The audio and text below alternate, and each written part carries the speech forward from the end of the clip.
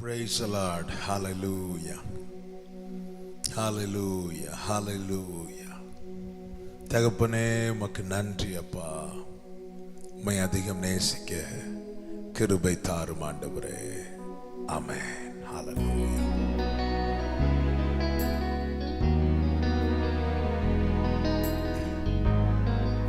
Yes, Jesus. உம்மை அதிகம் அதிகம் நேசிக்க கிருபை வேண்டுமே. உம்மை அதிகம் அதிகம் நேசிக்க கிருபை வேண்டுமே. பொய்யான வாழ்க்கை வாழ்ந்த நாட்கள் போதுமே. மெய்யாக உம்மை நேசித்து நான் வாழ வேண்டுமே. அதிகம் அதிகம் நேசிக்க கிருபை வேண்டுமே. உம்மை அதிகம் அதிகம் நேசிக்க கிருபை வேண்டுமே. உயர்வான நேரத்திலும் என் தாழ்வின் பாதையிலும் நான் உம்மை மட்டும் நேசிக்க வேண்டும். உயர்வான நேரத்திலும் என் தாழ்வின் பாதையிலும் நான் உம்மை மட்டும் நேசிக்க வேண்டும். ஏமாற்றும் வாழ்க்கை வாழ்ந்த நாட்கள் போதுமே. ஏமாற்றமில்லா வாழ்க்கை நான் வாழ வேண்டுமே. அதிகம் அதிகம் நேசிக்க கிருபை வேண்டுமே. உம்மை அதிகம் அதிகம் நேசிக்க கிருபை வேண்டுமே.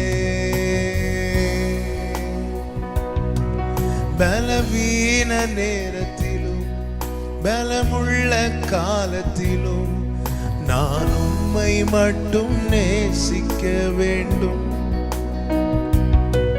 பலவீன நேரத்திலும் பலமுள்ள காலத்திலும் நான் உம்மை மட்டும் நேசிக்க வேண்டும்.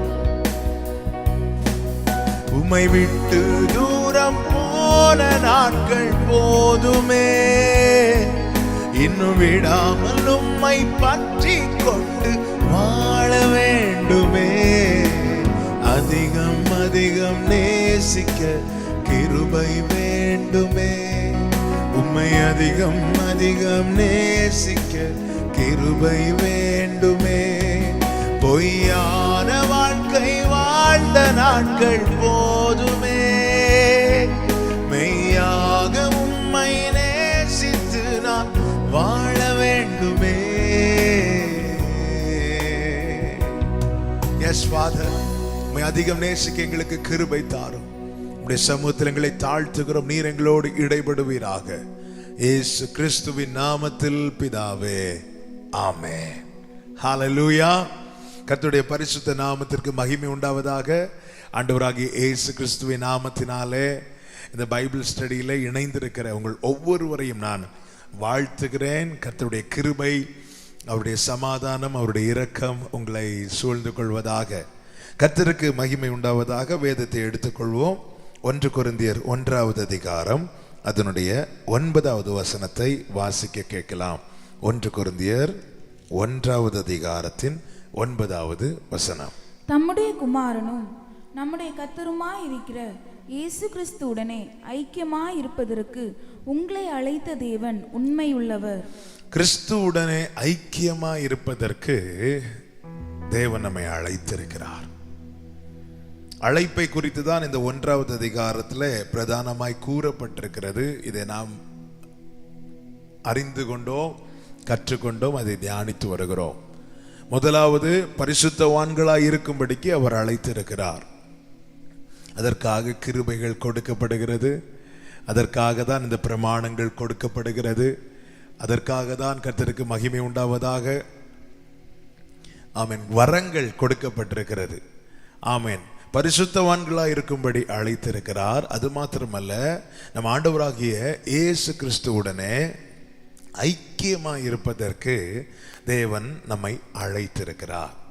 இங்கே இந்த சபைக்கு பவுல் இதை சொல்வதற்கான காரணம் நமக்கு நன்றாய் தெரியும். இவர்கள் வரங்களில் அதிகமா யாதொரு வரங்களிலும் குறைவில்லாதவர்கள். 7வது வசனத்தை வாசிங்க.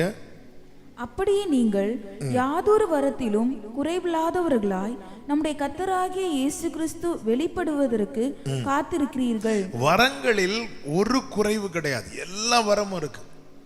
என்ன சொல்லணும்னா 9 வரங்கள் இந்த கொரிந்து சபையில செயல்பட்டதை நாம் இந்த கொரிந்து நிருபத்தில் படிக்கும்போது 12வது அதிகாரம் 13 14 அதிகாரங்களை பார்க்கும்போது நம்மால அதை அறிந்து கொள்ள முடியும். எல்லா வரங்களும் செயல்பட்டதுனால இவங்க டைரக்டா எதுக்கு காத்திருக்கிறாங்க அப்படின்னா கர்த்தருடைய வருகைக்கு காத்திருக்கிறார்கள். எல்லா வரங்களும் இருக்கு, அபிஷேகம் ஊற்றப்பட்டிருக்கிறது, பெரிய எழுப்புதல். இதே போல ஒரு சபையை அதற்கு பிறகு நம்ம இன்னைக்கு வரைக்கும் அதை அறியவும் இல்லை, கேள்விப்படவும் இல்லை, ஆனால் வாஞ்சிக்கிறோம். ஆமென். நம்முடைய நாட்களில் அப்படிப்பட்ட கிரியைகள் எல்லா வரங்களும் செயல்படுகிற சபையாய் நம்முடைய சபையை இன்று கர்த்தருக்காக எழும்பி நிற்கிற ஒவ்வொரு சபைகளையும் கர்த்தர் மாற்றுவாராக. எல்லா வரங்களும் செயல்படுகிறதுனால இவங்க எல்லாம் டைரக்டா எதற்கு எதிர்பார்த்து காத்திருக்கிறார்கள் என்றால் வருகைக்கு. இனி ஆண்டவர் வரணும், நாம் போனோம், இப்படியே நினைச்சிட்டு இருக்கும் போது தான் கர்த்தர் பவுலை கொண்டு ஆவியானவர் எழுதுகிறார். எழுதும்போது சொல்லுகிறார், என்ன சொல்லுகிறார், நீ உன்னுடைய அழைப்பை அறிந்து கொள்ள வேண்டும். உன்னுடைய பர்பஸ் என்ன, பர்பஸுக்காக அழைக்கப்பட்டிருக்கிறோம், எதற்காக அழைக்கப்பட்டிருக்கிறோம்? கிறிஸ்துவுடனே கூட ஐக்கியமாயிருப்பதற்கு, ஃபெலோஷிப் வித் ஜீசஸ் கிரைஸ்ட், அவரோடு கூட ஐக்கியம் கொள்வதற்கு, ஐக்கியமாய் இருப்பதற்கு அழைக்கப்பட்டிருக்கிறோம். இப்படி சொல்லிட்டு அடுத்து சொல்றாரு. ஆமென். 12வது வசனத்தை 11 12 வாசியுங்கள். ஏனெனில் என் சகோதரரே, உங்களுக்குள்ளே வாக்குவாதங்கள் உண்டென்று குளோவியாளின் வீட்டாரால் உங்களை குறித்து எனக்கு அறிவிக்கப்பட்டது. உங்களில் சிலர் நான் பவுலை சேர்ந்தவன் என்றும், நான் அப்போலோவை சேர்ந்தவன் என்றும், நான் கேபாவை சேர்ந்தவன் என்றும், நான் கிறிஸ்துவை சேர்ந்தவன் என்றும் சொல்லுகிறபடியால் நான் இப்படி சொல்லுகிறேன். 4 கூட்டத்தாராய் சபை பிரிந்திருக்கிறது. ஆமென். பாருங்கள், பவுலை சேர்ந்தவன் என்றும், அப்பல்லோவை சேர்ந்தவன் என்றும், கேபாவை சேர்ந்தவன் என்றும், கிறிஸ்துவை சேர்ந்தவன் என்றும் 4 கூட்டத்தாராய் சபை பிரிந்திருக்கிறது. பவுல் தான் இந்த சபையை ஸ்தாபித்தவன். கேபா, பேதுரு, கர்த்தருக்கு மகிமை உண்டாவதாக, அப்போஸ்தலர்களில் பிரதான அப்போஸ்தலர்களில் ஒருவன். இப்படி ஒவ்வொருத்தரை முன்வைத்து குரூப் பிரிந்திருக்கிறார்கள். அதுல இன்னொரு குரூப் இருக்கிறாங்க, கிறிஸ்துவை சேர்ந்தவர்கள். அதுதான் ரொம்ப ஆச்சரியமான குரூப். பவுல் அவங்களையும் மென்ஷன் பண்றாரு. பாருங்க, உண்மையிலே நாம எல்லாருமே கிறிஸ்துவை சேர்ந்தவர்கள் தான்.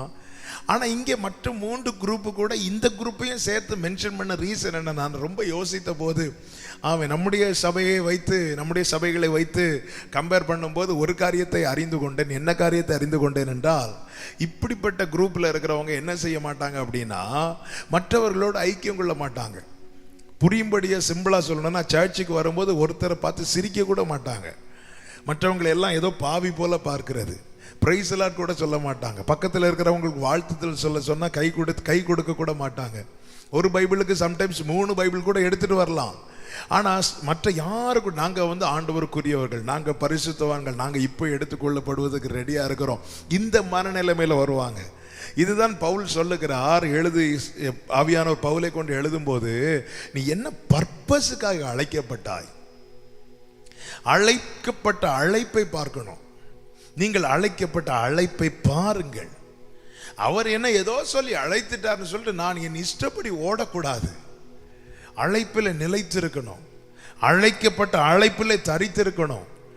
எதற்காக அழைக்கப்பட்டோம் தெரியுமா? கிறிஸ்துவுடனே கூட ஐக்கியமாக இருப்பதற்கு. இங்கே இந்த சபையில இந்த பிரிவினை காணப்பட்டதை பவுல் உணர்ந்து சொல்லுகிறார். பவுலை சேர்ந்தவனிடம். இதுல இன்னொரு ஆச்சரியமான காரியம் பாருங்க, இந்த பவுலுடைய மனநிலைமையை பாருங்க. அவனுக்கு சப்போர்ட் பண்ற ஒரு கூட்டம் இருக்கு, அந்த கூட்டத்தையும் இதோட இணைக்கிறான். நீ பவுலை சேர்ந்தவன் சொல்றதும் தப்பு, சபையிலே பவுலை சேர்ந்தவன் சொல்றதும் தப்பு. சபையிலே மற்றவர்களை வெறுத்து மற்றவர்களை தன்னோடு சேர்த்து கொள்ளாமல் நீ கிறிஸ்துவை சேர்ந்தவன் என்று சொல்றதும் தப்பு. ஆமென். ஒருவனை என்னால் ஏற்றுக்கொள்ள மனதில்லாமல் நான் கிறிஸ்துவை சேர்ந்தவன் என்று சொல்வது அது பொய்யாகிவிடும். நான் ஆண்டவருக்காக என்னவும் செய்வேன், நான் ஜெபிப்பேன், 24 மணி நேரம் ஜெபிப்பேன், ஆனால் பக்கத்தில் இருக்கிறவன்ட்ட நான் பேச மாட்டேன். இப்படிப்பட்ட ஒரு கூட்டத்தார் இருக்கிறாங்க, கிறிஸ்துவை சேர்ந்தவர்கள் என்று சொல்லுகிற கூட்டத்தார். நாங்க செய்யறது தான் கரெக்டு, எங்களுக்கு வெளிப்படுறது தான் கரெக்டு, இப்படி சொல்லுகிற ஒரு கூட்டத்தார் இருக்கிறாங்க, கிறிஸ்துவை சேர்ந்தவர்கள் என்று சொல்லுகிற கூட்டத்தார். பவுல் சொல்ற, இதெல்லாம் நீங்க அறியணும், இதெல்லாம் நீங்க உணரணும். நீங்கள் யாதொரு வரத்திலும் குறைவில்லாதவர்களாய் கர்த்தருடைய வருகைக்காய் காத்திருக்கிறீர்கள். ஆனால் ஒன்றை புரிந்து கொள்ளுங்கள், அழைக்கப்பட்ட அழைப்பை அறிந்து அதிலே நீங்கள் நிலைத்திராவிட்டால், ஆமென், வருகையிலே நீங்கள் எதிர்பாராத ஏமாற்றங்கள் உங்களுக்கு கிடைக்கும். எனவே நீங்கள் அழைப்பை உறுதிப்படுத்திக் கொள்ளுங்கள். எதற்காக நாம் அழைக்கப்பட்டோம்? கிறிஸ்துவுடனே கூட ஐக்கியமாய் இருப்பதற்கு. இந்த சபையில் இப்படிப்பட்ட ஒரு குரூப்பிசம் இருக்கிறதை வெளிப்படுத்தினார் பரிசுத்த ஆவியானவர் பவுலை கொண்டு. அது சபைக்கு உணர்த்தினார். அந்த சபைக்கு மாத்திரமல்ல, இன்னைக்கு எல்லா சபைகளிலும் இப்படிப்பட்ட காரியங்கள் நடப்பதை நம்மால் பார்க்க முடியும். சபைகள் மட்டும் ஏன், சீஷர்களை பாருங்க, 12 சீஷர்கள் இயேசுவோடு கூட இருந்தார்கள். எந்த ஒரு இயேசு கிறிஸ்து உயிர்த்தெழுந்து எடுத்துக்கொள்ளப்படுவதற்கு முன்பு வரைக்கும் 3.5 வருடம் இயேசு கிறிஸ்து ஊழியம் செய்தார் அல்லவா? அந்த 3.5 வருடத்துல அந்த 12 சீஷர்களுக்குள்ள எந்த ஒரு காரியத்திலும் ஒரு மனம் இல்லாமல் இருந்ததை நம்மால் பார்க்க முடியும். அவங்களுக்குள்ளே வாக்குவாதம் இருந்தது. இயேசு சொன்னார், உங்களுக்குள்ளே இப்படி இருக்கக்கூடாது என்றார். கூட்டம் அதிகரிக்க அதிகரிக்க குரூப்பிசம் உண்டாவது இயல்பு. ஆனால் ஒன்றை புரிந்து கொள்ள வேண்டும், நாம் அதற்காக அழைக்கப்படவில்லை. இந்த கொரிந்து சபைக்கு சொல்லும் போது இன்னும் அந்த காரியத்தை கொஞ்சம் கூட டீட்டெயிலாக எழுதுறார் பாருங்க. 3வது அதிகாரம், 1 கொரிந்தியர் 3வது அதிகாரத்தின் 1 முதல் வாசிக்க கேட்கலாம். மேலும் சகோதரரே, நான் உங்களை ஆவிக்குரியவர்கள் என்று எண்ணி உங்களுடனே பேசக்கூடாமல் மாம்சத்துக்குரியவர்கள் என்றும் கிறிஸ்துவுக்குள்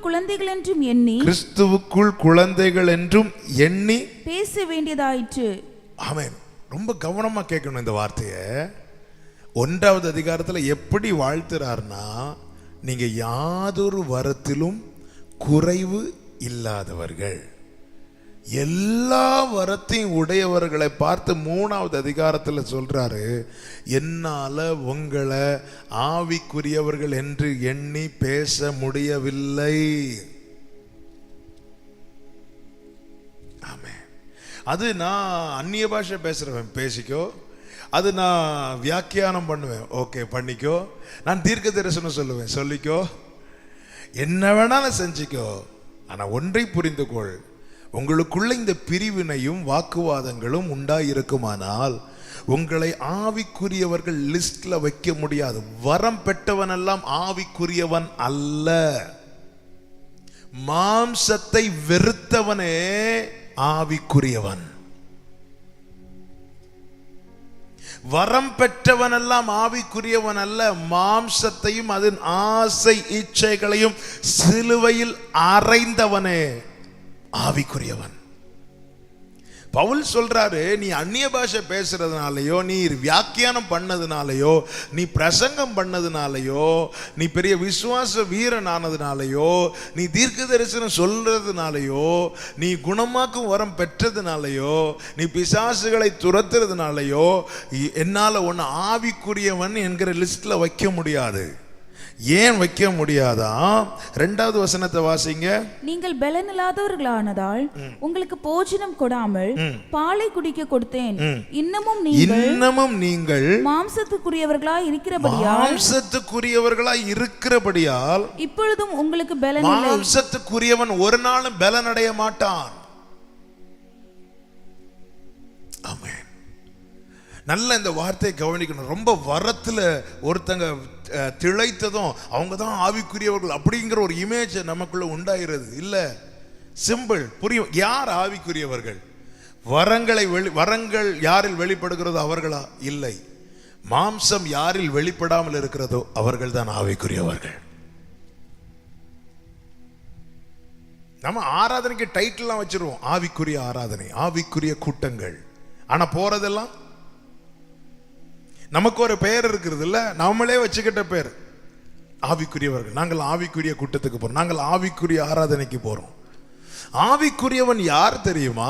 ஆவிக்குரியவன் வரங்கள் வெளிப்படுகிறவன் அல்ல. மாம்சம் எவனில் வெளிப்படாது இருக்கிறதோ அவன்தான்.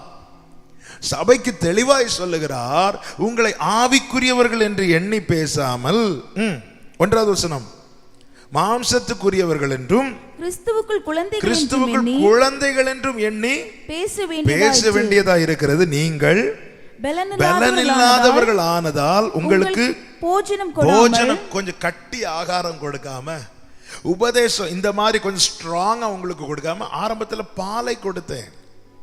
பாருங்கள், 1 பேதுரு 2வது அதிகாரம் 1-2 வசனங்களை வாசிக்க கேட்கலாம். 1 பேதுரு 1வது அதிகாரம் 1-2 3 வசனங்களை வாசிங்கள் வேகமாக. இப்படி இருக்க கர்த்தர் தயவுள்ளவர் என்பதை நீங்கள் ருசி பார்த்ததுண்டானால் சகல துர்க்குணத்தையும் சகலவித கபடத்தையும் வஞ்சகங்களையும் பொறாமைகளையும் சகலவித புறங்கூறுதலையும் ஒழித்துவிட்டு நீங்கள் வளரும்படி, நல்ல கவனிங்க, நீங்கள் வளரும்படிக்கு புதிதாய் பிறந்த குழந்தைகளைப் போல திருவசனமாகிய களங்கமில்லாத ஞானப்பாலின் மேல் வாஞ்சையாயிருங்கள். நான் உங்களுக்கு, பாருங்கள், நீங்கள் மாம்சத்துக்குரியவர்களாய் இருக்கிறபடியால் உங்களுக்கு நான் பாலை குடிக்க கொடுத்தேன் என்று சொல்லுகிறார். ஆனா நீங்க இப்பவும் அப்படிதான் இருக்கிறீங்க. பால் எதுக்கு கொடுக்கிறதுன்னா, சும்மா குடிச்சிட்டு படுத்து தூங்குறதுக்கு இல்ல, வளர்றதுக்கு. அப்போ வரங்களில் வளர்ந்திருக்கிறார்களே தவிர ஆவிக்குரிய நிலையில் வளரவில்லை. இன்னைக்கு நம்ம எதை ஆவிக்குரிய நிலை என்று எண்ணுகிறோம்? நான் திருப்பி இந்த வார்த்தை ரிப்பீட் பண்றேன். ஏனில் எந்த மட்டும் வரங்கள் வெளிப்படுகிறதோ அதன் அடிப்படையில் அல்ல நான் ஆவிக்குரியவன் என்கிற நிலையில் கணக்கிடப்படுவது. எனில் எந்த மட்டும் மாம்சம் வெளிப்படாமல் இருக்கிறதோ, வரங்கள் என்பது, நல்ல கவனிங்க, என்னுடைய தகுதிக்கு ஏற்றார் போல கிடைப்பதல்ல, அவருடைய கிருபைக்கு ஏற்றார் போல கிடைப்பது. அவன் பிரயோஜனத்துக்கு என்ன தேவையோ அந்த வரத்தை கர்த்தர் கொடுக்கிறார். வரம் இருந்ததும் நான் பெர்ஃபெக்ட்னு தப்பு, தயவு செய்து அப்படி நினைக்காதீங்க. அது தேவன் கொடுக்கிற, தேவனுடைய அழைப்பும் தேவனுடைய கிருபை வரங்களும் மாறாதவைகளே. வரம் இருக்கிறதுனால ஒருத்தங்க செய்யறதெல்லாம் கரெக்ட். அதான் ஆவிக்குரியன் எல்லாவற்றையும் நிதானிக்கிறான். ரொம்ப நல்ல கவனமா கேளுங்க. எவன் பரலோக பார்வையில சிறந்தவன் தெரியுமா? எவன் பரலோக பார்வையில பெரியவன் தெரியுமா? எவனில் எல்லா வரமும் வெளிப்படுகிறதோ அவன் அல்ல, எவனில் எந்த மட்டும் மாம்சம் வெளிப்படாது இருக்கிறதோ அவனே பரலோக பார்வையில பெரியவன். ஆமென். அப்ப நம்ம யார் பார்வையில நம்ம திளைக்கணும்னு ஆசைப்படணும்? யார் பார்வையில நம்ம சிறந்தவர்களா இருக்க விரும்பணும்? ஆண்டவரே, என்ன ஒருத்தர் மதிக்க மாட்டேங்கிறாங்க. நான் ஒரு ஊழியக்காரன் வைங்களா, ஆண்டவரே எனக்கு ஒருத்தர் மதிக்க மாட்டேங்கிறாங்க, ஆண்டவரே எனக்கு ஒரு 2 வரங்களை நீங்க கொடுத்தீங்கன்னா ஆண்டவரே. இது எதுக்கு அப்படின்னா, ஜனங்கள் பார்க்கும்போது நம்மளை ரொம்ப விசேஷித்தவர்களா பார்க்கணும். தேவன் விசேஷித்தவர்களா வைப்பார். வரங்களை நாடுங்கள் என்று வேதம் சொல்லுகிறது. தீர்க்க தரிசன வரங்களை அதிகமாய் நாடுங்கள் என்று சொல்லப்பட்டிருக்கிறது. நாடணும், கேட்கணும், ஒவ்வொரு நாளும் கேட்கணும். ஆண்டவரே நம்முடைய வரங்கள் ஆவியின் வரங்களினால் என்னை நிரப்பிடுமேன்னு நம்ம பாடுவோம் அல்லவா? ஆனால் ஒன்றை புரிந்து கொள்ள வேண்டும், வரம் செயல்படுகிறதுனால நான் ஆவிக்குரியவன் என்கிற நிலையில் நான் வந்துவிட மாட்டேன். எனில் எந்த மட்டும் மாம்சம் வெளிப்படாது இருக்கிறதோ அதன் அடிப்படையிலே நான் ஆவிக்குரியவனா இல்லையா என்பதை கணக்கிட முடியும். பரலோகம் கணக்கிடும். அதுதான் உண்மை. ஆமென். பாருங்க, நீங்க யூரோப்ல வெஸ்டர்ன் கண்ட்ரிஸ் எங்க போனாலுமே எல்லாருடைய பெயரை கேட்டாலுமே கிறிஸ்டின் நேம் தான் இருக்கும், பைபிள் பேஸ்ட் நேமா தான் இருக்கும். ஆனா அதில் பாதி பேருக்கும் கிறிஸ்துவனா யாருன்னே தெரியாது. ரெக்கார்டு படி அவங்க எல்லாம் கிறிஸ்தவர்கள். ஆனா கிரைஸ்ட்னா ஹூ இஸ் கிரைஸ்ட்னு கேட்டா அது அவங்களுக்கு தெரியாது. இன்னைக்கு அநேகர் ஆவிக்குரியவர்கள் என்று சொல்லுகிறவர்கள் கூட இந்த நிலையில் தான் இருக்கிறோம். கேட்டா நாங்க ஆவிக்குரியவர்கள், நாங்கெல்லாம் பியோர் பெண்டிகாஸ்ட். ஆனால் வாழ்க்கையை பார்த்தால் உண்மையிலே ஆவிக்குரிய நிலையில் இருக்கிறோமா என்று பார்த்தால் இல்லை. இதுதான் கொரிந்து சபைக்கு பிரச்சனை. அவங்க என்ன நினைச்சிட்டாங்க, யாதொரு வரத்திலும் குறைவில்லாமல் இருந்ததும் நம்ம பரலோகத்துக்கு போயிடலான்னு சொல்லிட்டு இருக்கும்போது தான் பவுல் நிருபத்தை எழுதுறாரு, உங்களை நான் ஆவிக்குரியவர்கள் என்று உங்களோட பேசக்கூடாமல், என்னால் பேச முடியல. மாம்சத்துக்குரியவர்கள் என்றும் கிறிஸ்துவுக்குள் குழந்தைகள் என்றும் எண்ணி பேச வேண்டியதாக இருக்கிறது. பவுல் அந்த வார்த்தை மாம்சத்துக்குரியவனுங்கிற வார்த்தையை கொஞ்சம் சாஃப்டாக்குறார். ஏன்னா உடனே டென்ஷன் ஆயிடக்கூடாதுல்ல. அந்த முதல் வார்த்தையிலே நீ மாம்சத்துக்குரியவன் ஒரே போட்டார்னா ரெண்டாவது வார்த்தை படிக்க மாட்டான். பொதுவாக பார்த்தீங்களா, சில பதங்கள்லாம் அந்த நிருபங்களை நீங்கள் படிக்கும்போது தெரியும், அப்படி சாஃப்டாக தான் ஆரம்பிப்பாங்க. எல்லா நிருபங்களை பாருங்க, அப்படி வாழ்த்துதெல்லாம் பயங்கரமாக இருக்கும். இங்கே கொரிந்து சபைக்கு கொடுக்கப்பட்ட வாழ்த்துதெல்லாம் கேட்டிங்கன்னா அவ்வளோ நீங்கள் வருகைக்கு ஆயத்தமாக இருக்கிறீங்க இப்படி சொல்லிட்டு தான் உள்ள மெதுவாக அந்த பழத்தில் ஊசி இறக்குறது மாதிரி ஒவ்வொரு சாப்டர் போக போக தான் அவங்க வண்டவாளம் தண்டவாளம் எல்லாத்தையும் போட்டு உடைக்கிறாரு. எடுத்ததுமே நீ மாம்சத்துக்குரியவன் இப்படி சொல்லியிருந்தாங்கன்னா அடுத்த வசனத்துக்கு போக மாட்டான். அதனால என்ன சொல்றார் அப்படின்னா, நீங்கள் மாம்சத்துக்குரியவர்கள் என்றும் கிறிஸ்துவுக்குள் குழந்தைகள் என்றும் எண்ணி பேச வேண்டியதா இருக்கிறது. அதை எப்படி எதை இப்படி சொல்றாருன்னா, நீங்க இன்னும் வளரல, எடுத்த உடனே நீ வளரல போ இப்படி சொல்லிட்டாருன்னா அடுத்த வசனத்துக்கு போக மாட்டாங்க. இது பாருங்க எவ்வளவு ஞானமாய் பரிசுத்தவான்கள் செயல்படுகிறார்கள். இது பைபிள் ஸ்டடினால நான் இந்த காரியத்தை சொல்றேன். நாம கூட அப்படிதாங்க. சிலருக்கு அட்வைஸ் பண்ணணும்னு கூப்பிட்டு எடுத்த உடனே நீ விளங்க மாட்ட, நீ திருந்த மாட்டேன்னு சொல்றது, உடனே அவன் இருதயம் அடைஞ்சிரும். அதுக்கப்புறம் அடுத்த வார்த்தை நீங்க என்ன சொன்னாலும் அவன் கேட்க மாட்டான். சில பார்த்தீங்களா, ஃபோனில் எடுத்த உடனே கண்ணா பின்னான்னு திட்டி அடுத்து அன்பா பேச வரணும்னு நினைக்கிறதுக்குள்ள அவன் ஃபோனை வச்சுட்டு போயிடுவான். ஆமே, ஞானமாய் நடக்கணும். டீல் பண்றது கூட, இன்னொருத்தங்கள்ட்ட டீல் பண்றது கூட ஞானமாய் செயல்படணும். Praise the Lord. ஒரு 2 வருஷத்துக்கு முன்னாடி ஒரு சகோதரனை குறித்த ஒரு காரியம் நான் கேள்விப்பட்டு ரொம்ப கோவம் வந்துச்சு. எனக்கு கோவம் வந்துச்சு. அப்போ நான் வெளியே இருந்து வந்துட்டு இருக்கிறேன். வீட்டுக்கு போனதும் ஃபோன் பண்ணி கேட்கணும் அப்படின்னு சொல்லிட்டு ரொம்ப கோவம் வந்துச்சு. கோவம் நேர வீட்டுக்கு சர்ச்சுக்கு வந்தேன். சர்ச்சில் வந்துட்டு ஃபோன் எடுத்து பேச போனால் ஃபோன் ரிங்கே ஆகலை, லைனே கிடைக்கல. வேற யாருக்கு ஃபோன் பண்ணாலும் கிடைக்கும், அந்த சகோதரன் பண்ண கிடைக்கல. அப்போவே நான் புரிந்து கொண்டேன், ஆண்டவர் இதை விரும்பலை அப்படின்னு.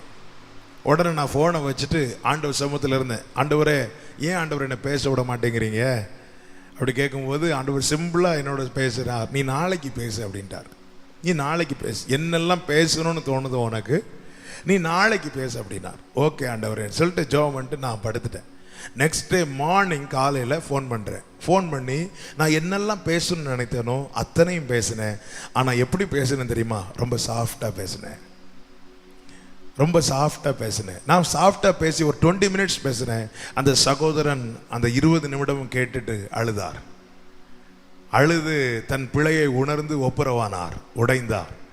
பாருங்க, அதுக்கு முந்தின இரவு நான் கோபத்தோட நான் இதே காரியத்தை பேசியிருப்பேனானால் அந்த சகோதரனை நான் இழந்திருக்க கூட வாய்ப்பு இருக்கிறது. அதன் பிறகு அடுத்த வார்த்தை நான் பேசுறது கரெக்டா இருந்தாலும் அவரால் ஏற்றுக்கொள்ள முடியாமல் போயிருந்திருக்கும். கர்த்தர் என்ன செய்கிறார்? ஒன் டே வெயிட் பண்ணி பேசு. ஒன் டே வெயிட் பண்ணும்போது என்ன ஆகும் தெரியுமா? அந்த ஸ்பீடு கொஞ்சம் குறைஞ்சிட்டு, கொஞ்சம் அந்த உள்ள கொஞ்சம் ஆற ஆரம்பித்தது.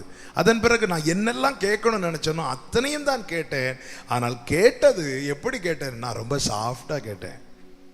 சாஃப்டா கேட்டது அந்த சகோதரன் உடைந்து அழுதார், ஒப்புரவானார். நாம ஒரு டீல் பண்ற விஷயம் கூட பாருங்க, எழுத்து கொல்லும்னு சொல்லப்பட்டிருக்கிறது. எழுத்து கொல்லும்னு சொல்லப்பட்டிருக்கிறது. வசனத்தை வச்சு தான் பேசுவோம். ஆனா அடின்னு போட்டு அடிச்சு 4 துண்டா கிழிச்சு போட்டுட்டு அப்புறம் நான் சத்தியத்தை தான் பேசினேன், சத்தியத்தையும் அறிவீர்கள், சத்தியம் உங்களை விடுதலையாக்கணும் ஒரு வசனத்தை தூக்கி போடுறது. அங்க 4 துண்டாக்கி போட்டுட்டு எப்படி டீல் பண்றாங்க பாருங்க.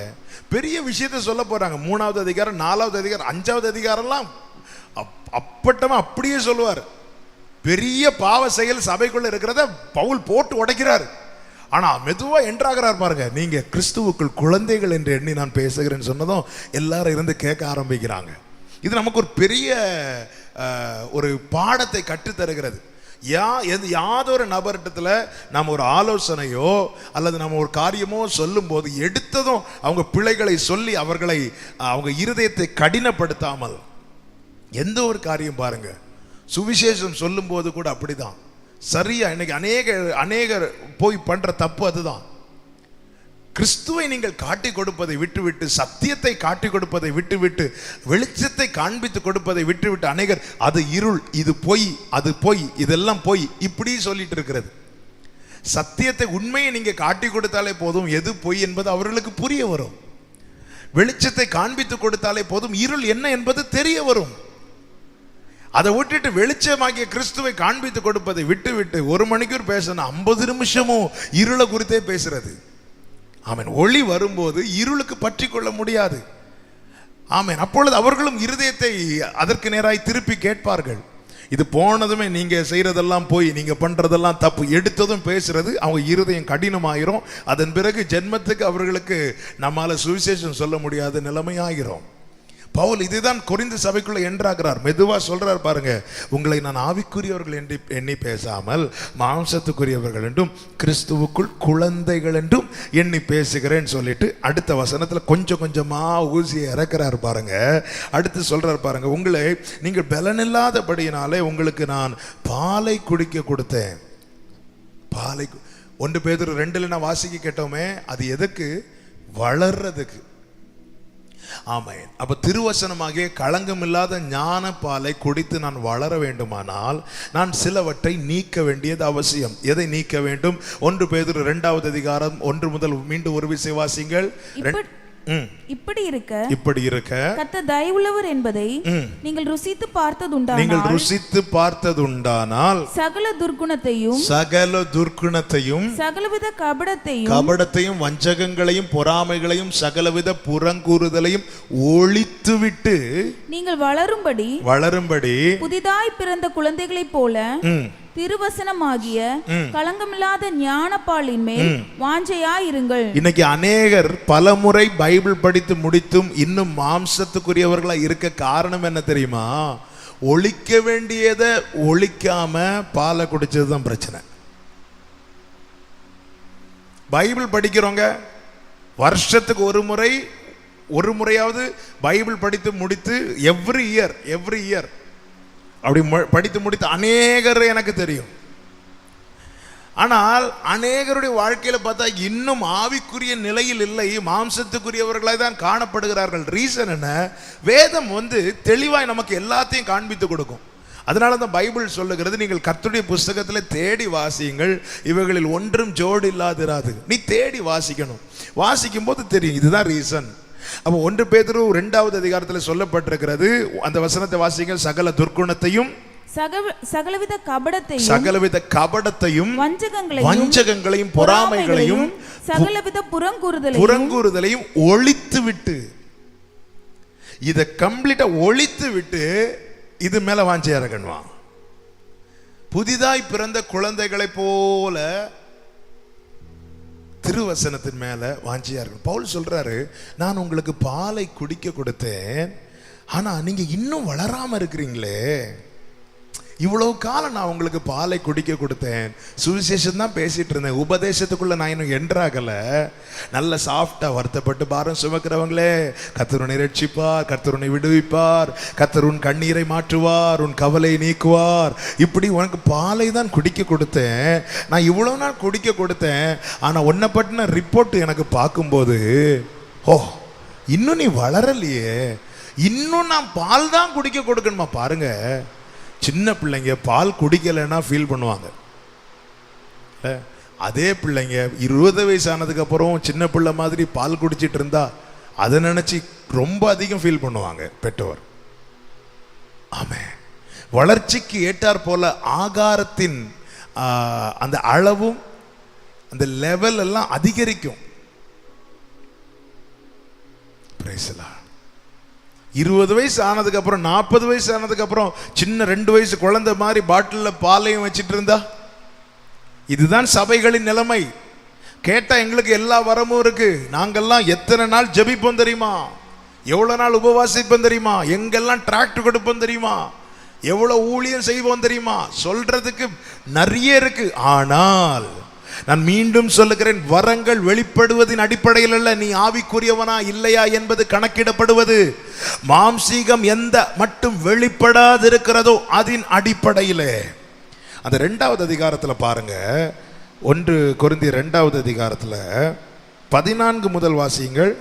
ஜென்ம சுபாவமான மனுஷனோ தேவனுடைய ஆவிக்குரியவைகளை ஏற்றுக்கொள்ளான். 15வது வசனம், ஆவிக்குரியவன் எல்லாவற்றையும் ஆராய்ந்து நிதானிக்கிறான். அவர் 2 கூட்டத்தார். ஒன்று ஜென்ம சுபாவம், அதுதான் மாம்ச கிரியை, பழைய காரியங்கள். அடுத்து ஒரு கூட்டத்தை சொல்லப்பட்டிருக்கிறது ஆவிக்குரியவன். அப்ப மாம்ச கிரியை ஒருவனில் வெளிப்படுகிறது என்றாலே அவனில் ஜென்ம சுபாவம் வெளிப்படுகிறது. அவன் ஆவிக்குரியவன் அல்ல. நாம் ஆவிக்குரியவர்களா இருக்கிறோமா? ஹல்லேலூயா.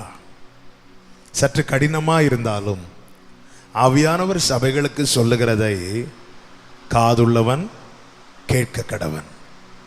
மாம்சத்துக்குரியவன், ஜென்ம சுபாவமானவன் ஆவிக்குரியவர்களை ஏற்றுக்கொள்ள முடியாது. அவனிடத்துல போய் நீ அன்பா இருக்கணும்னு சொன்னா அவனால் அங்கீகரிக்க முடியாது. நீ மன்னிக்கணும் சொன்னா, பாருங்க, நீ மன்னிக்கணும், கிறிஸ்து சொல்லி இருக்கிறார், நீ மன்னிக்கணும் சொன்னா அவன் நியாயம் பேசுறானாலே அவன் ஆவிக்குரியவன் அல்ல. நீங்க கொஞ்சம் பொறுத்து போங்க, கொஞ்சம் அட்ஜஸ்ட் பண்ணி போங்கன்னு சொல்லும் போது எவன் ஒருவன் நியாயம் பேசுறானோ அவன் ஆவிக்குரியவன் அல்ல. அவன் ஜென்ம சுபாவம் அவனில் வெளிப்படுகிறது. ஆமென். நாம் புது சிருஷ்டி என்பதை பல நேரத்தில் மறக்கிறோம். அந்த வசனம் படிக்கும் போதோ அல்லது திருவிருந்து எடுக்கும் போது மட்டும்தான் இப்படிப்பட்ட ஞாபகங்கள் வரும். நான் புது சிருஷ்டி, பழையன ஒளிந்தன, எல்லாம் புதிதாயின. இந்த ஒரு எண்ணம் நமக்குள்ள ஃபேடாகவே கூடாது, மங்கவே கூடாது. ஏன் என்னால் ஆவிக்குரியவர்களை ஏற்றுக்கொள்ள முடியவில்லை? ஏன் தெய்வீகத்துக்கு அடுத்த காரியங்களை, நித்தியத்துக்கு அடுத்த காரியங்களை என் உள்ளம் ஏற்றுக்கொள்ள முடியவில்லை? அதே வேளையில உலகத்துக்கு அடுத்த காரியங்கள் எல்லாம் என் உள்ளம் ஏற்றுக்கொள்ளுது. இப்போ பாருங்க, இப்போ எனக்கு போர் அடிக்குது, அப்போ கொஞ்ச நேரம் சினிமா பார்க்கலான்னு உள்ளம் ஏங்கி அதை நம்ம பார்க்குறோம். அதை நம்முடைய உள்ளம் ஏற்றுக்கொள்ளுது, நம்முடைய கண்கள் அதை ஏற்றுக்கொள்ளுகிறது. ரீசன் என்ன தெரியுமா? மாம்சத்துக்குரியவர்களாக இருக்கிறதுனால. ஆவிக்குரியவன் எல்லாவற்றையும் ஆராய்ந்து நிதானிக்கிறான். ஜென்ம சுபாவம், நான் புரியும்படி சொல்றேன், ஜென்ம சுபாவம் ஆவிக்குரியவர்களை ஏற்றுக்கொள்ள மாட்டான். ஆவிக்குரியவன் மாம்சிகத்துக்கு அடுத்த காரியத்தை ஏற்றுக்கொள்ள மாட்டான். சினிமா பார்க்கணும்னு தோணும் போது ஆவிக்குரியவன் சொல்லுவான், நான் பழைய மனுஷன் அல்ல, நான் ஆவிக்குரியவன், பார்க்க கூடாது. இந்த பாட்டை கேட்கலான்னு சொல்லிட்டு யாராவது ஷேர் பண்ணுவாங்க, கேட்கலான்னு தோணும். அப்போ பழைய பழைய காதுகள் அதை கேட்க விரும்பிச்சு, ஜென்ம சுபாவம் பழைய மாம்சீகம் கேட்க விரும்பிச்சு. ஐயோ, இப்போ நான் அப்படி கேட்கக்கூடாது, நான் ஆவிக்குரியவன். சிம்பிள், ப்ரெஸ் பண்ணணும், டெலீட் பண்ணணும், முடிஞ்சுது. ஜென்ம சுபாவமானவன் ஆவிக்குரியவைகளை ஏற்றுக்கொள்ள மாட்டான். ஆவிக்குரியவன் மாம்சீகத்துக்கு அடுத்த காரியத்தை ஏற்றுக்கொள்ள மாட்டான். இங்க என்ன பிரச்சனைனா, இவர்களுக்கு குடிக்க கொடுத்த பாலை இவர்கள் குடிக்காமல் விடவில்லை. மாறாக என்ன நடக்கிறது? இவர்கள் நீக்க வேண்டியதை, ஒழித்து விட வேண்டியதை ஒழித்து விடாமல் இன்னும் வஞ்சகத்தையும் பகையையும் கசப்பையும் வைத்துக்கொண்டு பைபிள் மெடிடேஷன் ஸ்ட்ராங்கா நடக்குது. பைபிள் படிக்கும் போதே பேசுவார், இதை ஒழிக்கணும்னு. உடனே எழுதி வச்சிருவோம், கர்த்தர் இன்னைக்கு என்கிட்ட இப்படி பேசினார். ஆனா இங்கிருந்து அகற்ற மாட்டோம். ஏன் வளர முடியவில்லை? இத்தனை வருடம் பைபிள் படித்தும் வளர முடியவில்லைன்னா ரீசன் இதுதான். ஒழிக்க வேண்டிய துர்க்கணத்தை, கபடத்தை, வஞ்சகத்தை, புறங்குறுதலை நாம் ஒழிக்காமல் இருந்ததே காரணம். பாருங்கள், பிள்ளை வளர்ந்து புத்திரனாகி அதன் பிறகு மணவாட்டியாகி சேர்த்து கொள்ளப்படுகிறான். நான் இந்த வார்த்தையை ரிப்பீட் பண்ணுகிறேன். ஒருவன் கிறிஸ்துவின் மேல் விசுவாசம், எவன் கிறிஸ்துவின் மேல் விசுவாசமா வைக்கிறானோ அவன் அவருடைய தேவனுடைய பிள்ளைகளாகும்படி அவனுக்கு அதிகாரம் கொடுக்கப்படுகிறது. அப்போ பிள்ளையாகிறோம். இயேசு கிறிஸ்துவை ஏற்றுக்கொண்டது நம் பிள்ளைகள் ஆகிறோம். அடுத்து என்ன செய்யணும்னா, அடுத்து வளரணும், வளர்ந்து புத்திரனாகணும். ஆமென். ஆமா. யார் புத்திரர்கள்? நல்ல வேதம் சொல்லுகிறது ரோமர் 8:14, எவர்கள் தேவ ஆவியினால் நடத்தப்படுகிறார்களோ அவர்கள் தேவனுடைய புத்திரராயிருக்கிறார்கள். குமாரன் என்கிற நிலையில் வருகிறோம்.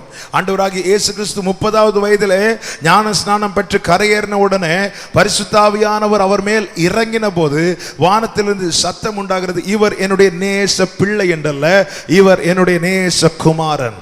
அந்த லெவல்ல நாம வளருகிறோம். இதுதான் வளர்ச்சியின் அடையாளம், ஆவிக்குரிய வளர்ச்சி. அது மாத்திரமல்ல, ஆவியினால் நடத்தப்படுகிறவர்கள் புத்திரராயிருக்கிறார்கள். இந்த நிலைகளை தாண்டின பிறகுதான் மணவாட்டி என்கிற அந்தஸ்துக்குள்ளே நாம் வருகிறோம். நான் ஆவிக்குரிய கண்ணோட்டத்தோடு பேசி கொண்டிருக்கிறேன். அப்ப பிள்ளை வளர்ந்து குமாரனாகணும், புத்திரனாய் நடக்கணும், மணவாட்டியாய் மாறணும், வருகையில போகணும். ஆனா நான் இன்னைக்கு நான் கிறிஸ்துவுக்குள் குழந்தையாய் தான் இருப்பேன் என்று சொன்னால் நாம் எப்பொழுது வளருவது, எப்பொழுது மணவாளனுக்கு ஆயத்தமான மணவாட்டியாய் மாறுவது? ஆமென். கர்த்தருக்கு மாத்திரம் மகிமை உண்டாவதாக. இந்த வார்த்தையை நல்ல கவனமா கேட்கணும். நான் அதிக நேரம் ஜெபிப்பதனாலேயோ நீண்ட நேரம் தரித்திருந்து வேதத்தை வாசிப்பதனாலேயோ மாத்திரமல்ல என்னுடைய வளர்ச்சியின் அடையாளம். என்னுடைய வளர்ச்சி என்பதை நான் எப்படி கணக்கிட வேண்டும் என்றால், என்னில் வெளிப்பட்டு கொண்டிருக்கிற மாம்சம் என்னில் குறைய ஆரம்பிக்கிறது. ஒரு காலத்துல என்னை யாராவது சீண்டினாலே எனக்கு பதில் ரிவெஞ்ச் எடுத்து தான் ஆகணுங்கிற நிலையில் இருப்பேன். ஆனால் இப்பொழுது அப்படி அல்ல. என் உள்ளம் அவர்களை மன்னிக்க தோன்றுகிறது. எவ்வளவோ ஆமென் புறங்கூறுகிறார்கள். நான் செய்யாத காரியங்களை சொல்லும் போது, ஒரு காலத்தில் நான் செய்ததை சொன்னாலே எனக்கு அவங்க மேல கோபம் வரும். ஆனா இன்னைக்கு நான் செய்யாததை சொல்லும் போதும் எனக்கு அவங்க மேல எந்த ஒரு பகையும் இல்லை. இப்படிப்பட்ட நிலையில் எவன் ஒருவன் வருகிறானோ அவன் வளருகிறான், கிறிஸ்துவில் வளருகிறான். ஆமென். நம்முடைய லெவல் எப்படி இருக்கிறது? நம்ம இன்னும் குழந்தைகளாய் தான் இருக்கிறோமா? இன்னும் மாம்சத்துக்குரியவர்களாய் தான் இருக்கிறோமா? இதை கேட்கிற ஒவ்வொருவருக்கும் நான் அன்பாய் சொல்லுகிறேன். ஆமே, நம்முடைய நிலைமை என்ன? நம்முடைய ஒவ்வொரு நாளும் பாருங்க. எனக்கு ஒரு 3 வயசு குழந்தை இருக்கிறா. டெய்லி இல்லட்டாலும் 2 நாளைக்கு ஒருக்கா 3 நாளைக்கு ஒருக்கா செக் பண்றது என்ன தெரியுமா? அவ வளர்ந்து இருக்கிறாளா? ஒன்று அவளுடைய ஹைட்டை பார்ப்போம், அடுத்தது அவளுடைய வெயிட்டை பார்ப்போம். எங்கள் வீட்டில் ஒரு வெய் மிஷின் இருக்கு. அவள் சாப்பிட்றதுல ரொம்ப கஷ்டப்படுத்துவாள். ஆனாலும் 2 நாளைக்கு ஒரு அவளை கூட்டிட்டு போய் வந்து நில்லு, வெயிட்டை பாரு. ஏன்னா வளரணும் அப்படிங்கிற ஒரு ஆசையும் ஒரு ஏக்கமும் உள்ள இருக்கிறதுனால இப்படிதான் நாங்கள் அவரும் பார்த்துட்டு இருக்கிறார். எதற்குங்க இந்த ஞானப்பாலை கொடுக்கிறார்? எதற்குங்க இந்த கட்டியான ஆகாரம் நமக்கு கொடுக்கப்படுகிறது? நாம் வளர்ந்து ஆளாக வேண்டும் என்பதற்காக அல்லவா? அவருடையவர்களாய் நிற்க வேண்டும் என்பதற்காக அல்லவா? பிள்ளைகள் என்கிற நிலையை தாண்டி குமாரன் குமாரத்தி என்கிற நிலை, புத்திரன் என்கிற நிலை, மணவாட்டி என்கிற நிலை, இந்த நிலையில் வளர்ந்து அவரோடு கூட எடுத்துக்கொள்ளப்பட வேண்டும் என்பதற்காக அல்லவா அவர் நமக்கு திருவசனமாகிய ஞானப்பாலை தருகிறார். நான் இவ்வளவு நாள் பாலை குடிக்க கொடுத்தேன். அந்த வேதனையா சொல்றார் பாருங்க. 3வது அதிகாரம் அதனுடைய 2வது வசனத்தை வாசிங்க. நீங்கள் பலன் இல்லாதவர்கள் ஆனதால் உங்களுக்கு போஜனம் நான் இன்னும் உங்களுக்கு கட்டியான ஆகாரத்தையே கொடுக்கல. கொடுத்த உங்களால கிரகிக்க முடியாது. நான் இன்னும் உங்களுக்கு சிம்பிள் காஸ்பல் தான் உங்களுக்கு பிரீச் பண்ணிட்டு இருக்கிறேன்னு சொல்றார். புரியும்படி சொல்லணும்னா, நான் இன்னும் உனக்கு வாக்குத்தத்தத்தை வச்சுதான்ப்பா தேட்டிட்டு இருக்கிறேன். ஆனாலும் அதை கூட உன்னால ஒழுங்கா உட்கொள்ள முடியலையே. உனக்கு போஜனம் கூடாமல் பாலை கொடுத்தேன், இன்னமும் நீங்கள். அப்போ நல்ல கவனமா கேளுங்க. எவன் ஒருவனுக்கு நோக்கி கர்த்தருடைய வார்த்தை வருகிறதோ, வார்த்தை வருவதற்கு முன் அவன் எந்த லெவல்ல இருக்கிறான், வார்த்தைகள் வந்த பிறகு அவன் எந்த மட்டும் வளர்ந்திருக்கிறான் என்பதை பரலோகம் பார்க்கிறது. இப்போ நல்ல கவனமா கேளுங்க. இப்போ நான் உங்க மத்தியில பிரீச் பண்ணிட்டு இருக்கிறேன். இந்த லாக்டவுன்ல நிறைய செர்மன் கிருபையினால கர்த்தர் கொடுக்க வைத்துக் கொண்டிருக்கிறார். அப்போ முதல்ல அவர் அதை எனக்கு கொடுக்கிறார். எனக்கு கொடுத்த பிறகு என் மூலமாய் அதை இன்னைக்கு உங்க மத்தியில கொடுத்து கொண்டிருக்கிறார். அப்போ எனக்கு கொடுக்கப்பட்ட வார்த்தைகளில் நான் எந்த மட்டும் வளர்ந்திருக்கிறேன் என்றுதான் முதல்ல கர்த்தர் பார்ப்பார்.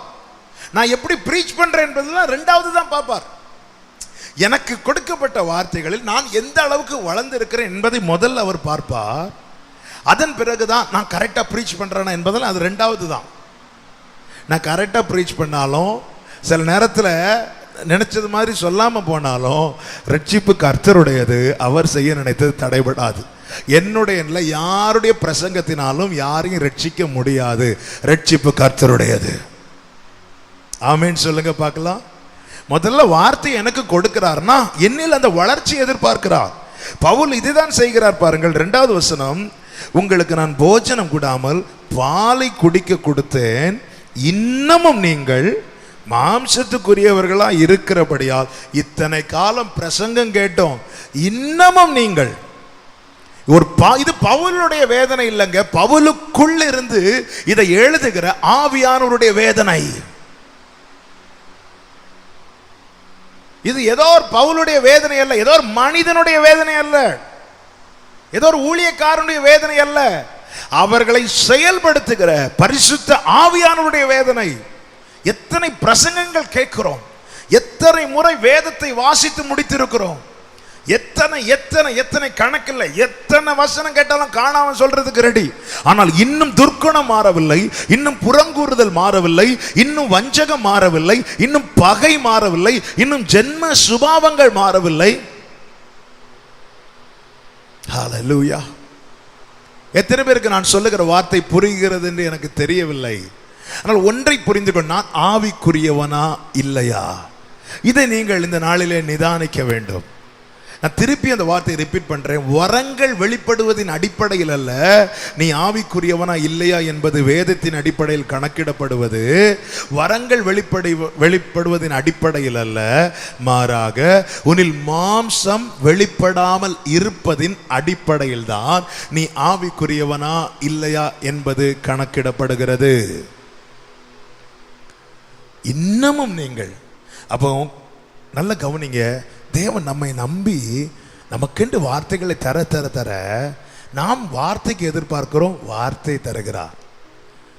நாம் அவரிடத்தில் வார்த்தை எதிர்பார்க்கிறோம், அவர் நம்மிடத்தில் வளர்ச்சியை எதிர்பார்க்கிறார். நான் இந்த வார்த்தையை ரிப்பீட் பண்ணுகிறேன். நாம் அவரிடத்தில் வார்த்தைகளை எதிர்பார்க்கிறோம், அவர் நம்மிடத்தில் வளர்ச்சியை எதிர்பார்க்கிறார். நாம் அவரிடத்தில் வரத்தை எதிர்பார்க்கிறோம், அவர் நம்மிடத்தில் வளர்ச்சியை எதிர்பார்க்கிறார். இன்னமும் மாம்சத்துக்குரியவர்களாய் இருக்கிறபடியால் இப்பொழுதும் உங்களுக்கு பலன் இல்லை. நான் இந்த வார்த்தையை ரிப்பீட் பண்றேன். அப்போ என்னில் பொறாமை இருக்குமானால் நான் பலனற்றவன், எனில் வாக்குவாதம் இருக்குமானால் நான் பலனற்றவன், எனில் பகை இருக்குமானால் நான் பலனற்றவன். நான் சொல்ற ஒவ்வொரு வார்த்தையை நீங்க நல்ல கவனமா கேட்கணும். நான் திருப்பி சொல்றேன் அந்த வார்த்தையை. 2வது வசனம், நீங்கள் மாம்சத்துக்குரியவர்களா இருக்கிறபடியால் இப்பொழுதும் உங்களுக்கு பலன் இல்லை. ஓகே, மாம்சத்துக்குரியவன் எப்படிப்பட்டவன்? பலன் இல்லாதவன். அப்போ நல்ல கவனம். எனில் பொறாமை இருக்குமானால் நான் பலன் இல்லாதவன். ஆமாம். எனில் வாக்குவாதம் இருக்குமானால் நான் பலன் இல்லாதவன். பைபிள் அடிப்படையில், வேதத்தின் அடிப்படையில். நான் இன்னும் சண்டை பண்ணுகிறவனா இருப்பேனே, ஆனால் பொதுவாக சண்டை பண்றவங்களை பார்த்தாலே உலகம் சொல்லும் அவன் ரொம்ப மிருக பலன் உள்ளவன். இல்லை, அவன் பலனற்றவன். பைபிள் படி ஆவிக்குரிய நிலையில் அவன் பலனற்றவன். துர்க்குணம் எனில் நீங்கவில்லை என்றால் நான் பலனற்றவன். இனி அடுத்த வார்த்தை, பரிசுத்தாவி உங்களிடத்தில் வரும்போது நீங்கள் பலனடைந்து சாட்சிகளாக இருப்பீர்கள். அப்போ நான் இதோட சேர்த்து சொல்றேன், நான் பலனில்லாதவனா இருக்க மட்டும் என்னால் சாட்சியா இருக்க முடியாது. என்னால் சாட்சியா இருக்க முடியலைன்னா என்னால் அவருக்கு மகிமையா வாழ முடியாது. என்னால் அவருக்கு மகிமையா வாழ முடியவில்லை என்றால் அவருடைய வருகையில் எனக்கு மகிமை உண்டாகாது, எனக்கு புகழ்ச்சி உண்டாகாது. பரிசுத்தாவி வரும்போது நீங்கள் பலன் அடைந்து, அவன் பலன் அடைகிறவனுக்கு மட்டும்தான் சாட்சியா இருக்க முடியும். மாம்சத்துக்குரியவன் பலன் இல்லாதவன், பலன் இல்லாதவன், பலன் இல்லாதவன். இதுக்குதான் பரிசுத்த ஆவியானவருடைய நடத்துதல் எதற்கு தேவை தெரியுமா? இந்த துர்க்குணம் ஒன்னில் இருக்கக்கூடாது, இந்த பகை ஒன்னில் இருக்கக்கூடாது. ஆவி மாம்சத்துக்கு விரோதமாகவும் மாம்சம் ஆவிக்கு விரோதமாகவும் போராடுகிறது என்று கலாத்தியர் 5 சொல்லப்பட்டிருக்கிறது. இதுதான் ஆண்டவராகிய இயேசு கிறிஸ்து சீஷர்களிடத்தில் சொன்னார், நீ பரிசுத்த ஆவியை பெற்றுக்கொள்ளும் வரைக்கும் எருசலேமில் தரித்திரு. அப்படின்னு என்ன அர்த்தம்? பரிசுத்த ஆவியை பெற்றுக்கொள்றது வரைக்கும், பரிசுத்த ஆவியினால் நிரப்பப்படும் வரைக்கும், பரிசுத்த ஆவியானவரால் நடத்தப்படும் வரைக்கும் நீ மாம்சத்துக்குரியவன், அதாவது நீ பலன் இல்லாதவன். பலன் இல்லாதவனுக்கு எருசலேமில் கூட சாட்சியா நிக்க முடியாது. உன்னை குறித்த அழைப்பென்ன? நீ எருசலேமிலும் யூதேயாவிலும் சமாரியாவிலும் உலகமெங்கிலும் எனக்கு சாட்சியா இருக்க வேண்டும் என்பதை உன்னை குறித்த அழைப்பு. ஆனால் பரிசுத்த ஆவியின் துணை இல்லாமல், பரிசுத்த ஆவியானவருடைய நடத்துதல் இல்லாமல் உன்னால உன் வீட்டில் கூட சாட்சியா இருக்க முடியாது. பேதுருவே, இப்பொழுது நீ பலன் இல்லாதவனாய் இருக்கிறாய். ஆமென். இப்பொழுது நீ மாம்சத்துக்குரியவனாய் இருக்கிறாய். இப்பொழுது உனக்குள்ளே வாக்குவாதம் இருக்கிறது, பகை இருக்கிறது, வஞ்சகம் இருக்கிறது, பிரிவினை இருக்கிறது, கசப்பு இருக்கிறது, துர்க்குணம் இருக்கிறது. இப்படிப்பட்ட காரியங்கள் எல்லாம் ஆமென் அகற்றப்பட்டு ஒரு புது சிருஷ்டியாய், ஒரு பலமுள்ளவனாய் நீ எப்பொழுது காணப்படுகிறாயோ அப்பொழுது எருசலேமிலும் யூதேயாவிலும் சமாரியாவிலும் உலகமெங்கிலும் எனக்கு சாட்சிகளாய் இருப்பீர்கள் என்று கர்த்தர் சொல்லுகிறார். மாம்சத்துக்குரியவன் பலன் இல்லாதவன். ஏன் என்னால இந்த காரியத்திலிருந்து ஜெயிக்க முடியல? ஏன்னா நீ பலன் இல்லாதவனா இருக்கிறாய். நீ ஜெயிக்கணும்னா நீ அதை ஒழிக்க பிரயாசப்படணும். பாருங்க, சில காரியங்கள் கர்த்தருக்கு மகிமை. ரொம்ப நாள் கழிச்சு ஒருத்தங்க வீட்டுக்குள்ள என்ட்ராகிறாங்க. அவங்க சொந்த வீட்டுக்குள்ள என்ட்ராகும் போது வீட்டுக்குள்ள பார்த்தா நிறைய வலைகள் இருக்கிறது, கரப்பாம்பூச்சி இருக்கு, அது இதுன்னு இருக்கு. அது இருக்கட்டும்னு சொல்லிட்டு இவங்க போய் உட்கார மாட்டாங்க. முதல்ல என்ன செய்வாங்கன்னா அதெல்லாம் அடித்து ஒழித்து கிளீன் பண்ணுவாங்க. அது பாட்டுக்கு இருக்கட்டும், எனக்கு உட்கார்றதுக்கு ஒரு சேர் கிடைச்சா போதும்னு வந்து உட்கார மாட்டாங்க. ஏன்னா அது அவர்களுடைய சொந்த வீடானபடினால கிளீன் பண்ணுவாங்க. சிலர்லாம் பாருங்க, ஊர்ல இருந்து வருவாங்க, லீவுக்கு வருவாங்க, ஃபாரின்ல இருப்பாங்க, வருஷத்துக்கு ஒரு முறை வருவாங்க, அல்லது வெளியூர்ல இருப்பாங்க, சென்னையில் அங்கெங்கன்னு இருப்பாங்க, லீவுக்கு வருவாங்க. வந்து முதல் 2 நாள் என்ன செய்தீங்கன்னு கேட்டா 2 நாள் வீடை கிளீன் பண்றதே எங்களுக்கு போதும் ஆயிட்டு. அவ்வளவு இருந்து வலை பிடிச்சிருந்து, கரப்பம்பூச்சி இருந்து, அது இருந்துச்சு, இது இருந்துச்சு, அதெல்லாம் அடித்து கொன்று எல்லாத்தையும் கிளீன் பண்ணதுக்கு அப்புறம் தான் அதுக்கப்புறம் தான் கொஞ்சம் நிம்மதி வந்துச்சுன்னு சொல்லுவாங்க. பாருங்க, என்னை கேட்டுக்கொண்டிருக்கிற அன்பு சகோதரா சகோதரி, இந்த வாழ்க்கையில காணப்படுகிற துர்க்குணம், கசப்பு, வஞ்சகம், பொறாமை, இது எல்லாத்தையும் ஒழிக்க பிரயாசப்படணும். அதற்கு நாம் பரிசுத்த ஆவியானவருடைய உதவியை நாடணும். இல்லாமல் நம்மால் வளர முடியாது, வளரவே முடியாது. நான் வளராமல் நான் வருகைக்கு ஆயத்தமாக முடியாது. யாருக்கு இந்த வார்த்தையை சொல்லுகிறார்? வருகைக்கு காத்திருக்கிற சபைக்கு இந்த வார்த்தையை சொல்லுகிறார். நான் இந்த வார்த்தையை ரிப்பீட் பண்ணுகிறேன். வளராமல் உன்னால் வருகைக்கு போக முடியாது. உன்னுடைய வளர்ச்சியே நீ வருகைக்கான ஆயத்தமாய் இருக்கு. வருகைக்காய் நீ ஏறெடுக்கிற ஆயத்தம் தான் வளர்ச்சி. பிள்ளை என்கிற நிலையிலிருந்து குமாரன் குமாரத்தி என்கிற நிலை, புத்திரன் என்கிற நிலை, மணவாட்டி என்கிற நிலை, அதன் பிறகு ஆமென் ஹல்லேலூயா, மணவாட்டியை தானே மணவாளன் மணவரையில் அழைத்து கொண்டு செல்வார். நீ இன்னும் குழந்தையா தானே இருக்கிறாய், இன்னும் குழந்தையாய் தானே இருக்கிறாய். இதை கேட்கிற ஒவ்வொருவருக்கும் சொல்லுகிறேன், ஆமே, நீ ஆவிக்குரியவனாய், மாம்ச சுபாவம் கம்ப்ளீட்டா அடிபட்டவனாய், எந்த ஒரு பிரிவினையோ வாக்குவாதமோ பொறாமையோ அற்றவனாய், தேவ சமூகத்திலே கிறிஸ்துவுடனே கூட ஐக்கியம் உள்ளவனாய் காணப்பட வேண்டும் என கர்த்தர் விரும்பிதான் இந்த வார்த்தைகளை உங்களோடு ஆமென் அடியனை கொண்டு பேசி கொண்டிருக்கிறார். மீண்டும் அந்த வார்த்தையை சொல்றார் பாருங்கள். 3 முதல் வாசியுங்கள். 1 கொரிந்தியர் 3வது அதிகாரம் 3 முதல். பொறாமையும் வாக்குவாதமும் பேதகங்களும் உங்களுக்குள் இருக்கிறபடியால் நீங்கள் மாம்சத்துக்குரியவர்களாய் இருந்து மனுஷ மார்க்கமாய் நடக்கிறீர்கள் அல்லவா. மாம்சத்துக்குரியவன் ஒரு நாளும் ஆவிக்கேற்றபடி நடக்க மாட்டான். இந்த அதிகாரத்தில் அப்படியே கை வைத்து விட்டு கலாத்தியர் 5வது அதிகாரத்தை எடுத்துக்கொள்ளுங்கள். 5வது அதிகாரத்தை எடுத்துக்கொண்டு அதனுடைய 16 முதல் வாசியுங்கள். பின்னும் நான் சொல்லுகிறது என்னவென்றால் ஆவிக்கு ஏற்றபடி நடந்து கொள்ளுங்கள், அப்பொழுது மாம்ச இச்சையை நிறைவேற்றாதிருப்பீர்கள். இங்கே 1 கொரிந்தியர் 3:3 சொல்லப்பட்டிருக்கிறது, நீங்கள் மனுஷ மார்க்கமாய் நடக்கிறீர்கள் அல்லவான்னு கேட்கிறார். ஏன் உன்னால வாக்குவாதம் பொறாமை இதெல்லாம் விட முடியல தெரியுமா? நீ மனுஷ மார்க்கமாய் நடக்கிறாய். நீ அபிஷேகம் பெற்றும் மனுஷ மார்க்கமாய் நடக்கிறாய். அவங்க என்ன செய்யறாங்க அதை பார்க்கிற, அவங்க எப்படி போறாங்க அதை பார்க்கிறாய். கலாத்தியர் 5 சொல்லப்பட்டிருக்கு, நீ ஆவிக்கு ஏற்றபடி நடந்து கொள்ளுங்கள். அப்படின்னு என்ன அர்த்தம்? ஆவியானவர் என்ன சொல்லுகிறார், வேதம் என்ன சொல்லுகிறது, இதை எதை செய் என்று வேதம் சொல்லுகிறதோ அதை செய்யவும், எதை செய்யாதே என்று வேதம் சொல்லுகிறதோ அதை செய்யாதிருக்கவும் பிரயாசப்படுகிறவன் எவனோ அவனை ஆவிக்கேற்றபடி நடக்கிறவன். இனி அடுத்த வசனத்தை வாசிங்க. கலாத்தியர் 5:17 வாசிங்க. மாம்சம் ஆவிக்கு விரோதமாகவும் ஆவி மாம்சத்துக்கு விரோதமாகவும் இச்சிக்கிறது. நீங்கள் செய்ய வேண்டும் என்றிருக்கிறவைகளை செய்யாதபடிக்கு இவைகள் ஒன்றுக்கொன்று விரோதமாய் இருக்கிறது. என்ன வார்த்தை பாத்தீங்களா? இனி நான் சொல்ற வார்த்தையை நல்ல கவனமா கேளுங்க. ஒரு புறம் மனுஷ மார்க்கமாய் நடக்கிற ட்ராக், மாம்சத்தின்படி, இன்னொரு புறம் ஆவிக்கேற்றபடி நடக்கிற ட்ராக். இது நடுவில் நாம இருக்கிறோம். ஆவி மாம்சத்துக்கு விரோதமாக, மாம்சம் ஆவிக்கு விரோதமாக இச்சிக்கிறதுனா போராடுகிறது. எப்படி போராடுகிறது? இந்த ஆவி என்ன செய்கிறது? நான் புரியும்படி சொல்லுகிறேன்.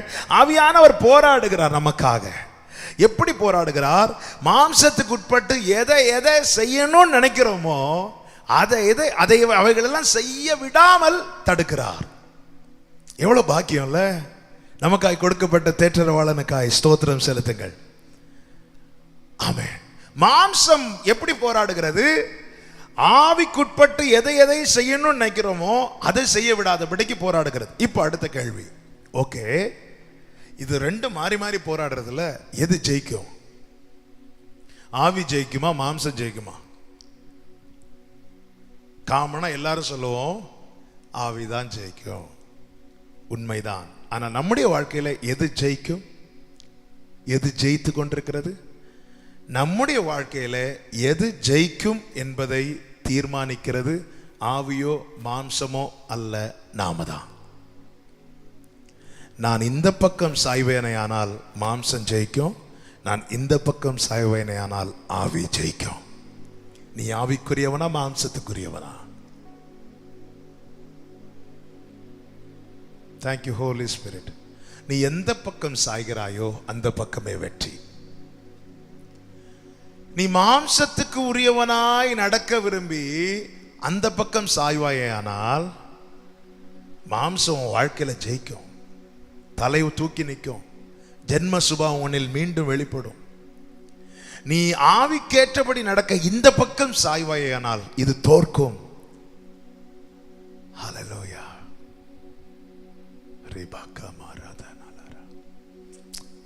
நாம் எந்த பக்கம் சாய்ந்து கொடுக்கிறோம்? ஆவிக்குட்பட்டிருக்கிறவனுக்கு கிடைக்கிற பாக்கியம் என்ன தெரியுமாங்க? அவன் வலதுபுறம் இடதுபுறம் சாயும் போது வழி இதுவே, இதிலே நடவுங்கள் என்கிற சத்தம் அவன் காதுல கேட்கும். ஏ போயிராதப்பா, இங்க போயிராத, அங்க போயிராத, அவன் சத்தம் காதுல கேட்கும். பிரயோஜனமா இருக்கிறதை போதித்து நீ நடக்க வேண்டிய வழியில உன்னை நடத்துகிறவன் தேவனாகிய கர்த்தர் நானே. நாம எந்த பக்கம் நம்ம பெண்டாகி கொடுக்கிறோமோ அந்த பக்கம் வெற்றி, அல்லது அதுவே நம்மை ஜெயிக்கும். உன்னை எது ஜெயிக்க வேண்டும்? ஜென்ம சுபாவமா? ஆமே, ஜென்ம சுபா. நீ ஆவிக்குரியவனாய் தொடர வேண்டுமா, மாம்சீகத்துக்குரியவனாய் தொடர வேண்டுமா?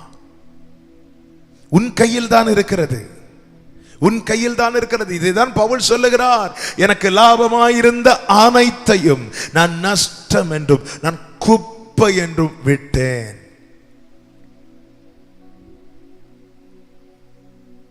நஷ்டம் என்றும் குப்பை என்றும் விட்டேன். அதை குப்பைன்னு நினைக்கிறது வரைக்கும், என்னைக்கு ஒன்றை நாம் குப்பை என்று எண்ணுகிறோமோ அப்பொழுது ஒரு இது குப்பைன்னு நம்ம நினைச்சிட்டோம்னா அதுக்கப்புறம் அதை வேஸ்ட்ல தூக்கி போட தயங்க மாட்டோம். அதை குப்பைன்னு நினைக்கிறது வரைக்கும் நம்ம அகற்றுறதுக்கு தயங்குவோம். இருந்துட்டு போட்டுமே, இருக்கட்டுமே. பவுல் சொல்ற, நான் நஷ்டம் என்று எண்ணினேன், நஷ்டம் என்று எண்ணிக்கொண்டிருக்கிறேன், குப்பை என்று விட்டேன். ஒரு காரியத்தை, இது எனக்கு ஒரு காலத்துல லாபமா இருந்துன்னு வச்சுக்கோங்களேன். இப்போ வேதம் கற்றுத் தருகிறது, இதை நீ அகற்றினால்தான் உன்னால் வளர முடியும்.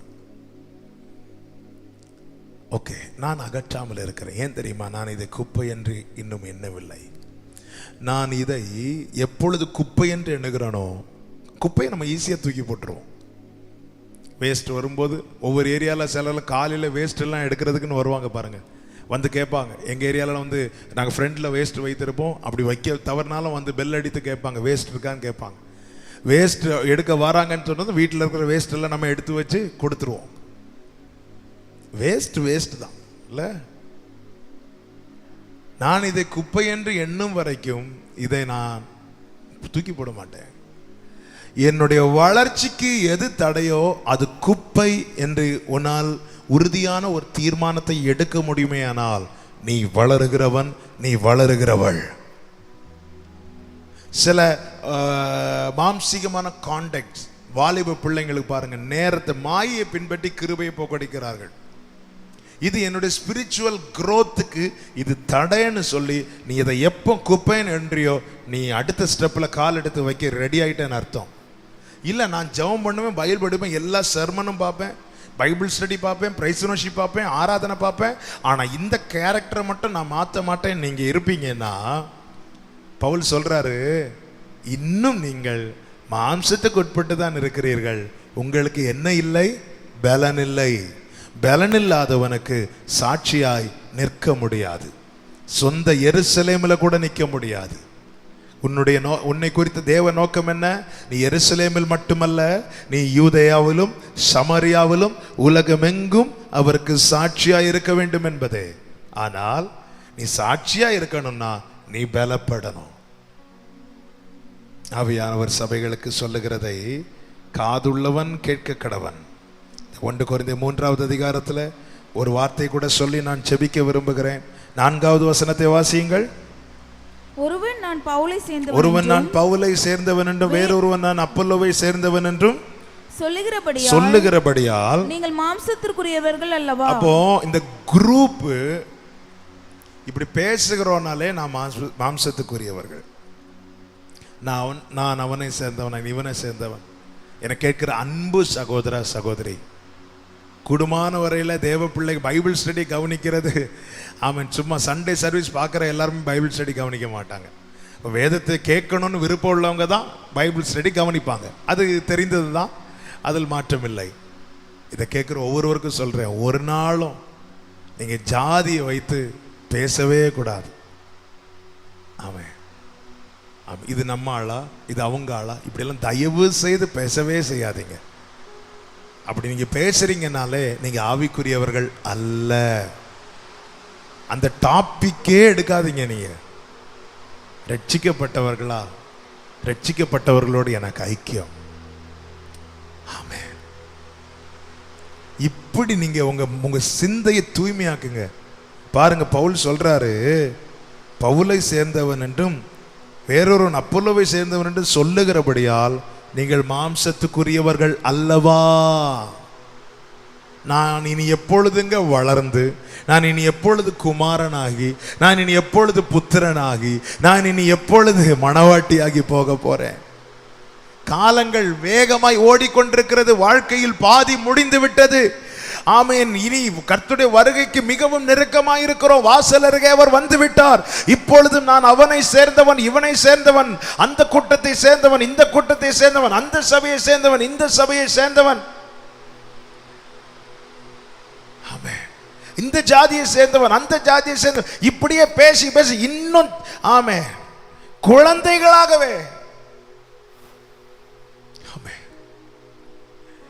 நீ என்ன நினைச்சிட்டு இருக்க? என்கிட்ட அந்த வரம் இருக்கு, இந்த வரம் இருக்கு, எனவே ஆண்டவர் நீங்க எப்போ வந்தாலும் நான் வர்றதுக்கு ரெடி. இப்படி நினைச்சிட்டு இருக்க. இப்படி நினைச்சிட்டு இருக்கிற சபைக்கு தான் பவுலை கொண்டு ஆவியானவர் எழுதுகிறார். ஹே, இன்னும் குழந்தையா இருக்க, நீ பறக்க போறியா?